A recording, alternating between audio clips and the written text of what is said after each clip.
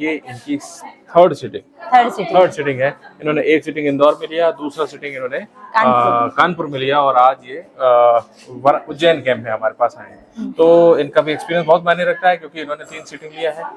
ऐसा नहीं कि 1-2 सिटिंग के बाद एक्सपीरियंस अपना शेयर कर रहे हैं, 3 सिटिंग के बाद एक्सपीरियंस शेयर कर रहे हैं। तो अनु जी बताइए फ्रॉम द बिगिनिंग आपको कैसा लगा और कैसे हुआ एवियन सब कुछ शुरू से? मेरे को 2021 में कोविड हुआ था। कोविड के 2 साल बाद मेरे को अचानक से साइड में पेन होने लग गया था, इनके ऊपर, थाइस के ऊपर। फिर मैंने साल भर तक उसका ट्रीटमेंट करवाया, मेरे को कोई रिलीफ नहीं हुआ। फिर मैंने MRI करवाई, उसमें मेरे को एवियन के बारे में बताया गया कि भाई आपको हिप रिप्लेसमेंट करवाना ही पड़ेगा। फिर हमको किसी थ्रू सर का पता चला कि सर के आयुर्वेदिक ट्रीटमेंट से भी काफी रिलीफ हो रहा है। आप उधर शायद सर्जरी के लिए तैयार भी हो गए थे? हाँ, हम लोग सर्जरी के लिए तैयार भी हो गए थे, पर फिर बोला कि सर्जरी से इसका परमानेंट सोल्यूशन नहीं है। इसके बाद में भी, सर्जरी के बाद में भी दिक्कत आती रहती है। तो फिर हम लोगों ने सर से कांटेक्ट किया। मेरी फर्स्ट सिटिंग हुई थी इंदौर कैंप में, वहाँ पे मेरे को थोड़ा कम रिलीफ हुआ था। उसके बाद हम लोग कानपुर गए थे। कानपुर के बाद मेरे को काफी आराम था, चलने फिरने में भी अब मेरे को ज्यादा दिक्कत नहीं होती है, हल्का पेन लगता है।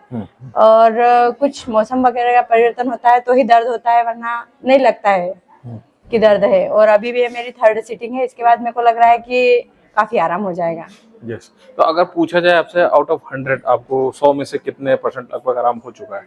मेरे को 90% हो गया है। 90% तक आराम हो चुका, पेन एंड सही है। तो क्या कहना चाहेंगे दूसरे एवियन पेशेंट्स को, जो नए एवियन पेशेंट्स उनको क्या सलाह देना चाहिए? मेरे हिसाब से सर्जरी तो इसका परमानेंट सोल्यूशन नहीं है। जहाँ तक ये ओरिजिनल हिप जॉइंट को बचाना है वही समझदारी का है। अगर हम ओरिजिनल हिप जॉइंट को बचाते हैं, यही लोगों में समझदारी देखी जाएगी। क्योंकि सर्जरी के बाद में भी आए दिन हम लोगों के सर के पास भी केस आते रहते हैं कि एवियन का जो ट्रीटमेंट हो गया है, जैसे सर्जरी हो गई है, उसके बाद में भी उनको रिलीफ नहीं हो रहा है, प्रॉब्लम लगी रहती है। उसके बाद भी दिक्कतें आती हैं। दिक्कतें आती रहती है।